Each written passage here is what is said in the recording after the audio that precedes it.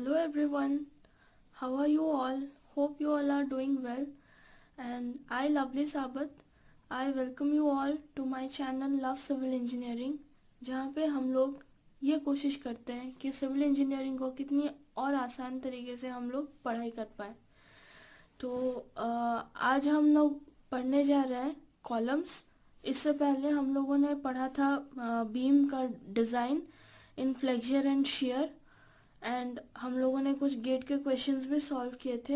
And आज की class में हम लोग कॉलम का जो पार्ट है उसको कवर करेंगे। आज हम लोग थ्योरी पार्ट पूरा कवर कर लेंगे, समझेंगे कि कॉलम क्या है, क्या चीज़ें चाहिए उसको कंप्लीट एनालिसिस करने के लिए, कोडल प्रोविजंस क्या है, हम लोग आज वो कंप्लीट करेंगे। और फिर नेक्स्ट जो इसका सेकेंड हाफ का सेशन है उसमें हम लोग डिज़ाइन के न्यूमेरिकल्स करेंगे और कुछ गेट क्वेश्चंस भी सॉल्व करेंगे। ठीक है, तो without further ado let's start today's video. ठीक है, तो first of all what do you mean by column? Column is a vertical compression member which is mainly subjected to axial load and the effective length of the member exceeds 3 times its least lateral dimension.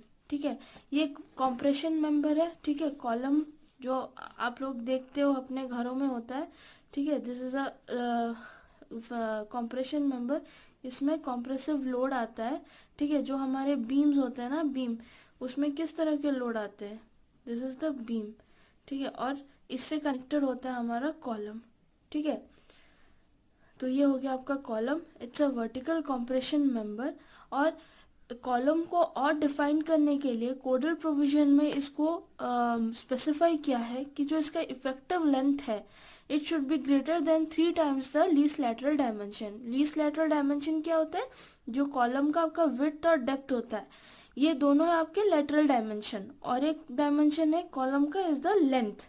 ठीक है, तो इन दोनों में से जो least होगा that will be the least lateral dimension. ठीक है, तो ये आपका प्रोविजन है for a structural member to be called as the column.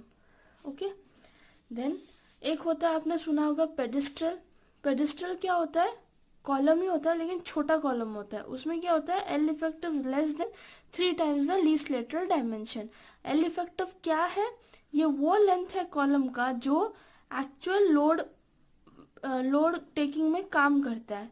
ठीक है, इसको हम पढ़ेंगे, आगे पढ़ेंगे डिटेल्स में और। ठीक है, so you have to remember this provisions. ठीक है, अभी आज हम लोग पूरा थ्योरी कवर कर देंगे for better understanding of the topic, ताकि हमें जो न्यूमेरिकल जब सॉल्व करें तब और आसानी हो। Types of column, various types of columns. पहला हम लोग डिफाइन कर सकते हैं on the basis of cross section. ठीक है, जैसे कि स्क्वायर कॉलम हो गया, रेक्टेंगुलर कॉलम हो गया, circular column, T shape, L shape column हो गया। On the basis of our design, हमारे घर को किस शेप का कॉलम देंगे, कहाँ पे कौन सा शेप का कॉलम देंगे, उसके अनुसार कॉलम डिफाइन कर सकते हैं। दूसरी तरह क्या है? On the basis of type of loading. ठीक है, कि कॉलम पे किस तरह का लोड आ सकता है। Okay, so this is important for our study. हम लोग इसको और डिटेल में पढ़ेंगे। इसका फर्स्ट टाइप है कि एक्सियली लोडेड कॉलम, दूसरा है eccentrically loaded column. Axial loaded column मतलब जो लोड है वो सेंट्रॉइड से दे के पास करता है, और जो इसेंट्रिकली लोडेड कॉलम मतलब the load do not pass through the centroid. ठीक है, कुछ इसेंट्रिसिटी मेंटेन हो रही है वहाँ पे, तो इस टाइप के कॉलम्स में क्या होगा? बेंडिंग भी आ जाएगा। ठीक है, फिर आ गया on the basis of slenderness ratio. ये आपने सुना भी होगा बहुत, ये भी ज़रूरी है, शॉर्ट कॉलम, लॉन्ग कॉलम। ठीक है, इसको भी हम डिटेल्स में देखेंगे। फिर नेक्स्ट आ गया आपका on the basis of material of construction, मतलब आपका हो गया आरसीसी कॉलम, टिम्बर कॉलम, लकड़ी का, कंक्रीट का, स्टील का, अभी तो चल रहा है कंपोजिट कॉलम, मशीनरी कॉलम। ठीक है, ये हो गया। फिर नेक्स्ट आया टाइप ऑफ लेटरल रेनफोर्समेंट, मतलब हम लोग कॉलम में दो तरह के रेनफोर्समेंट होते हैं, एक है लॉन्गिट्यूडनल और एक है लैटरल। ठीक है, तो लैटरल रेनफोर्समेंट दो प्रकार से दिया जा सकता है, एक होता है लैटरल टाई, दूसरा होता है हेलिकल टाई। ठीक है, इसको आगे और डिटेल में पढ़ेंगे। तो लैटरल टाई और हेलिकल टाई ये दो तरह के हम प्रोवाइड कर सकते हैं। So we can define the column on the basis of that also. ठीक है, चलो नेक्स्ट आगे बढ़ते हैं। ठीक है, हम लोग देखेंगे type of column on the basis of loading condition. Loading condition में अभी मैंने बोला था axially loaded column, eccentrically loaded column. ठीक है, एक्सियली लोडेड कॉलम क्या होता है? Load acts along the longitudinal axis and the centroid of the column. ठीक है, तो ये जो देखो ये क्रॉस सेक्शन है, ये सेंट्रोइड टू सेंट्रोइडल एक्सिस है और ये सेंटर हो गया। ठीक है, तो जो लोड है सेंट्रोइड से दे के गुजरेगा। ठीक है, कोई इसेंट्रिसिटी यहाँ पे नहीं आएगी, तो यहाँ पे सिर्फ क्या प्रोड्यूस होगा? सिर्फ डायरेक्ट कॉम्प्रेसिव स्ट्रेसेस प्रोड्यूस होंगे और कोई बेंडिंग स्ट्रेसेस प्रोड्यूस नहीं होंगे। क्लियर है? ठीक है, फिर नेक्स्ट देख लो इसेंट्रिकली लोडेड कॉलम। इसमें क्या होता है ना, जो लोड है यहाँ पे आप देख लो, जो लोड है वो सेंट्रॉइड से देके पास नहीं करता, वो एक दूसरे पॉइंट से पास करता है। अब इसके दो केसेस बन सकते हैं, आइदर किसी एक एक्सेस से वो पास कर सकता है या फिर दोनों एक्सेस में वो पास नहीं करेगा, डिफरेंट जगह पे पास कर सकता है।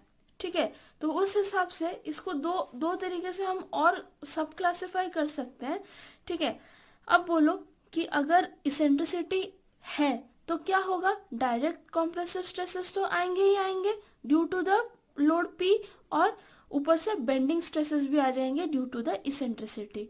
ठीक है, तो अगर एक एक्सिस पे इसेंट्रिसिटी है तो that will be the uniaxial bending will be produce, और अगर दोनों एक्सिस से इसेंट्रिसिटीज है, ठीक है, मतलब EX और EY दोनों एक्सिस, किसी भी एक्सिस में वो लाई नहीं कर रहा है, वो किसी दूसरे पॉइंट पे लाई कर रहा है, देन आपका बाई एक्सियल बेंडिंग वाला केस आ जाएगा। ठीक है, ठीक है, चलो ये हो गया on the basis of loading. कैसे लोडिंग आ रहा है उसके बेसिस पे हम लोगों ने डिफाइन कर दिया कॉलम। अब नेक्स्ट चलो type of column on the basis of slenderness ratio.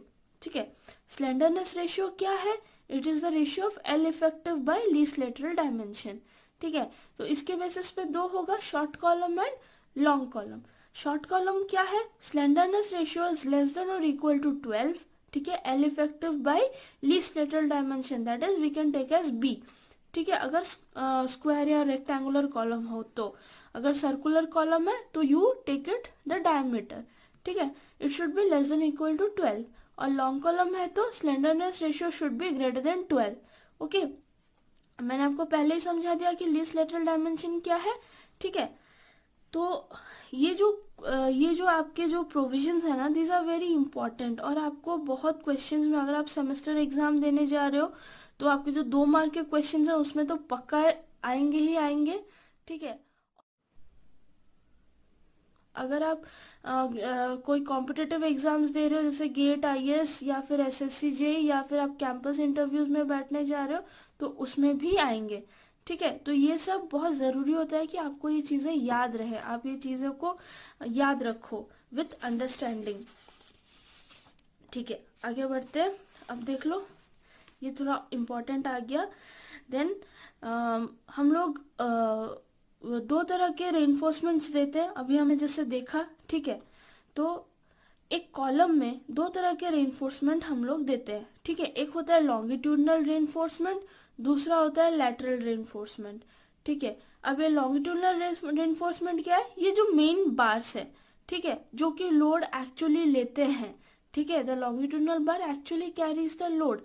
ठीक है, और दूसरा है लैटरल रेनफोर्समेंट। लैटरल रेनफोर्समेंट क्या होता है? ये इसका काम होता है कि ये लॉन्गिट्यूडनल जो रेनफोर्समेंट होते हैं, जो रॉड लगे होते हैं, उनको अपनी जगह पे पकड़ के रखता है, इनको बकलिंग होने नहीं देता है। और एक्स्ट्रा क्या करता है? ये कॉलम को और डक्टिलिटी प्रोवाइड करता है ताकि इसकी जो लोड कैरिंग कैपेसिटी है वो बढ़ जाए।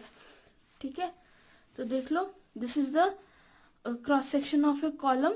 तो ये जो 4 आपको दिख रहे हैं, those are the main bars, longitudinal bars, और इन चारों को जो हम टाई करते हैं, इन चारों को एक जगह पे, वो ये जो रेनफोर्समेंट बार्स है ना, इसको अपनी जगह पे रखने के लिए कुछ तो चाहिए। ठीक है, तो इसको अपनी जगह पे रखने के लिए we use the tie, the lateral reinforcement. ठीक है, तो here we have use the lateral ties.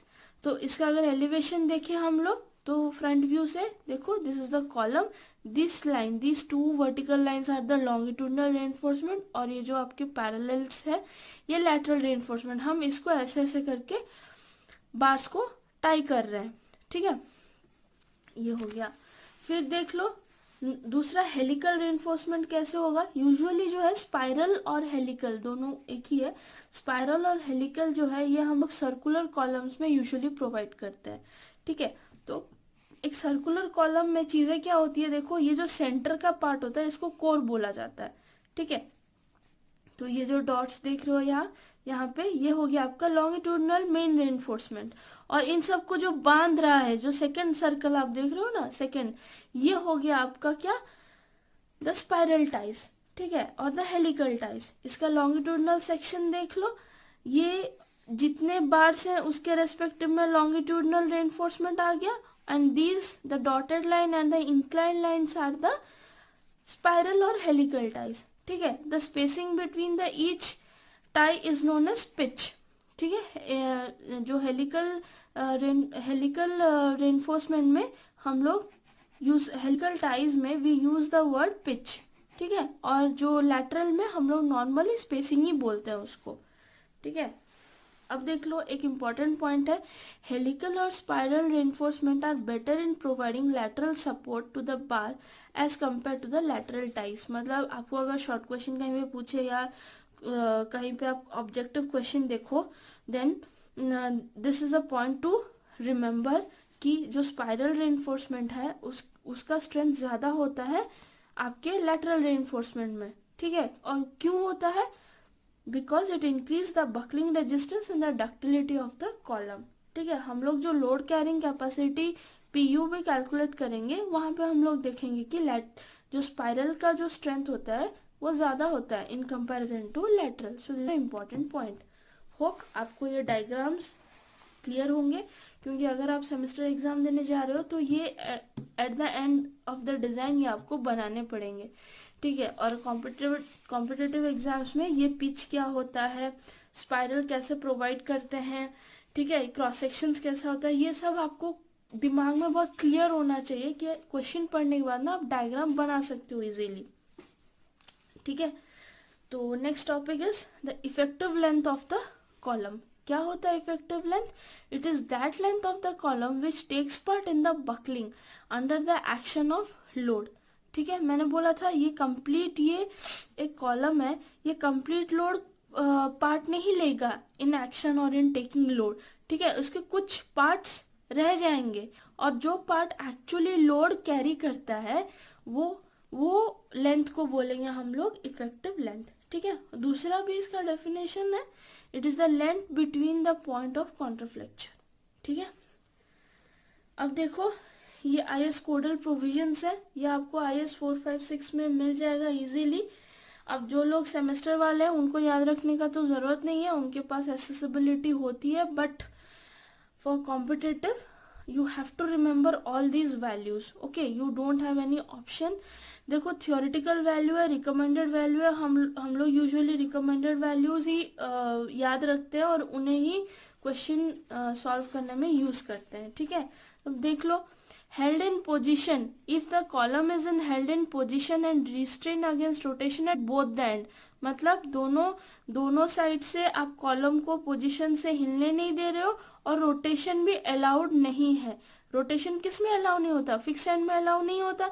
तो मैंने क्या किया है, ये जो लाइन है ये तो कोड में लिखा हुआ है, मैंने अपने से लिखा है बोथ एंड्स आर फिक्स्ड, ठीक है। किसी किसी बुक्स में आपको ये लिखते हुए आप देख सकते हो, ठीक है। तो बोथ एंड्स आर फिक्स, तो उसमें effective length what is L effective 0.65 L, ठीक है। This is what this L is unsupported, ठीक है। सिमिलरली अगर एक एंड फिक्स हुआ और दूसरा एंड हिंज हुआ, मतलब क्या, held in position and restrain against rotation at one end, तो उसके लिए L इफेक्टिव का वैल्यू 0.8 L, ठीक है। Similarly both ends are hinged, मतलब दोनों पोजीशन में हम लोग रखे हैं लेकिन वहां पे रोटेशन रिस्ट्रेन नहीं है, they are free to rotate, तो उसका L इफेक्टिव होगा 1L, ठीक है। सिमिलरली यहाँ पे और भी केसेस हैं, ये सब मैंने लिखा है ताकि आपको एक कंप्लीट आइडिया मिले और कुछ छूटे नहीं आपसे, but you have to remember all this. और मोस्टली इसमें कौन सा इंपॉर्टेंट होता है, फर्स्ट वाला, सेकेंड एंड थर्ड वाला, ये 3 केसेस जो है ना वो इम्पोर्टेंट होते हैं, both and fixed, one and fixed and one and hinge and both and hinge. ठीक है, ये 3 इम्पोर्टेंट होता है मोस्टली। ठीक है, तो ये 3 हम याद रख लेंगे क्योंकि आगे क्वेश्चन जो करेंगे नेक्स्ट सेशन में उसमें बहुत यूज होने वाला है। ठीक है, तो इफेक्टिव लेंथ होप क्लियर है आपका। नेक्स्ट चलते हैं। नेक्स्ट कुछ कोडल प्रोविजंस हम लोग फटाफट देख लेते हैं। ठीक है, ये हो गया लिमिट स्टेट मेथड हम लोग पढ़ रहे हैं। लिमिट स्टेट मेथड में जैसे हम लोगों ने फ्लेक्चर के लिए, बीम डिजाइन के लिए एजम्पशंस पढ़े थे ना, हम लोग कॉलम के लिए भी एजम्पशंस पढ़ेंगे। ठीक है, कॉलम्स के लिए एजम्पशंस क्या है? The maximum compressive stress in concrete is equal to 0.67 FCK। ठीक है, कॉन्क्रीट में मैक्सिमम कॉम्प्रेसिव स्ट्रेस कितना होता है? 0.67 FCK। देन डिजाइन, तो डिजाइन स्ट्रेंथ कितना होगा? Divided by factor of safety. Factor of safety कितना होता है कॉन्क्रीट के लिए LSM में? 1.5। So this will be the design strength distribution in concrete is assume to be parabolic. ठीक है, ये जो सेंटेंस है ये इटसेल्फ एक शॉर्ट क्वेश्चन है। ठीक है, तो इसको आपको एज इट इज याद रखना है। ये हम लोग बीम में भी क्या था? पैराबोलिक ही कंसिडर किए थे, इसमें भी कॉलम में भी पैराबोलिक ही कंसिडर कर रहे हैं। ठीक है, फिर the maximum strain in concrete in axial compression is taken to be as 0.002। ठीक है, then the maximum compressive strain at highly compressed extreme fibre in concrete subjected to axial compression and bending, but when there is no tension on the section, जब tension नहीं होगा, then it is taken to as 0.0035 minus 0.7 into strain at the least compressed fiber। ठीक है, ये as it is आपको value याद रखना है, इसमें ज़्यादा कुछ है नहीं। These 3 points are important। ठीक है, अब देख लो कुछ कोडल प्रोविजंस हैं जो कि बहुत ज़रूरी है क्वेश्चन सॉल्व करने में। जैसे कि हम लोग कवर कितना प्रोवाइड करेंगे during the design of the column. ठीक है, the cover shall not be less then 40 mm। ये हम लोग पहले क्लास में भी पढ़ चुके थे। ठीक है, about the various codal provisions. अगर आपने नहीं देखा होगा तो please watch the my previous videos. ठीक है, तो ये हो गया आपका कवर, हम लोग 40 mm से कम नहीं देंगे, और द डायमीटर ऑफ द बार। ठीक है, अगर हम लोग का लीस्ट लेटरल डायमेंशन 200 mm से कम है, मतलब हमारा कॉलम छोटा कॉलम है, या फिर dia of the bar 12 mm से कम है, तो हम लोग कवर कितना देंगे? 25 mm। ठीक है, नेक्स्ट आपका कोडल प्रोविजन है slenderness limit. Slenderness limit should be less then 60। ठीक है, इससे ज़्यादा नहीं होना चाहिए। L unsupported bye least lateral dimension should be less then 60। उसके बाद आ गया minimum eccentricity. This is very very very important. ठीक है, जो आपके गेट और IAS क्वेश्चंस होते हैं ना, उसमें एल अनसपोर्टेड दिया रहता है, डायमेंशंस दिए रहते हैं, और ई मिनिमम पूछा रहता है।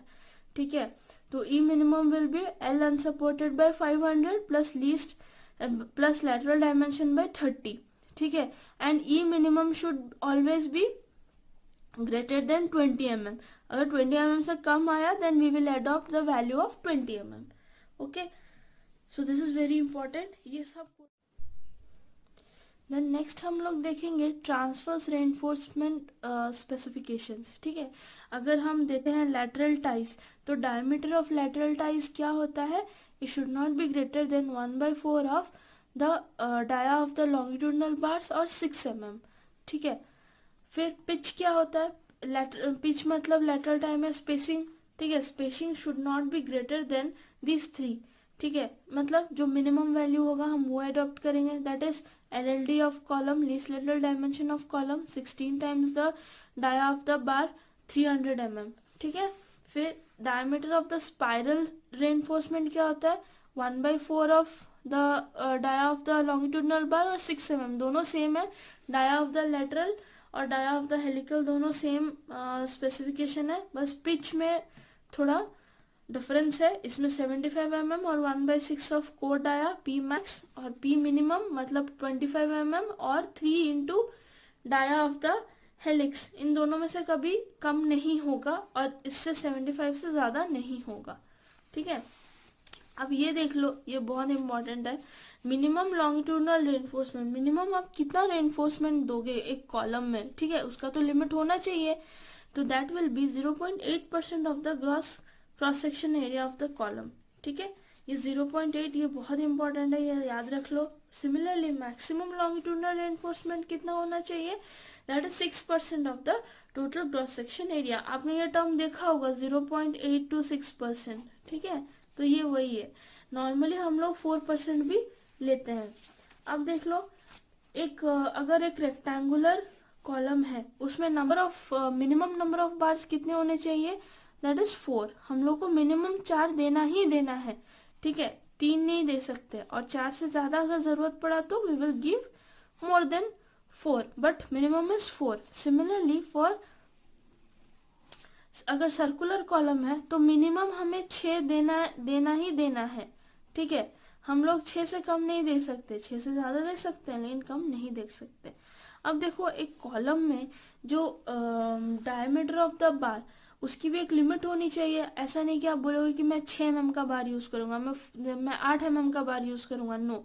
तो minimum dia of the bar आप क्या यूज करोगे, 12 mm, ठीक है। ये आपके जो इंटरव्यू वगैरह में, कैंपस वगैरह में, या फिर आप एसएससी जेई का भी क्वेश्चन उठा के देखो, ये छोटे छोटे क्वेश्चन उसमें आते हैं जो हम लोग यूजुअली पढ़ते टाइम इग्नोर कर देते हैं या फिर भूल जाते हैं, ठीक है। तो आप ये सब सारी चीज़ों का नोट्स बनाइए, इसको अच्छे से याद रखिए, and definitely this will help you a lot in your further exams, ठीक है।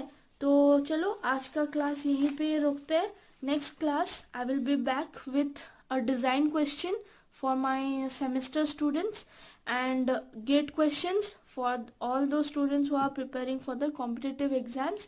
तो keep watching my video. आप like करो वीडियो को, शेयर करो अपने फ्रेंड्स के साथ, and keep studying and take care all. See you soon.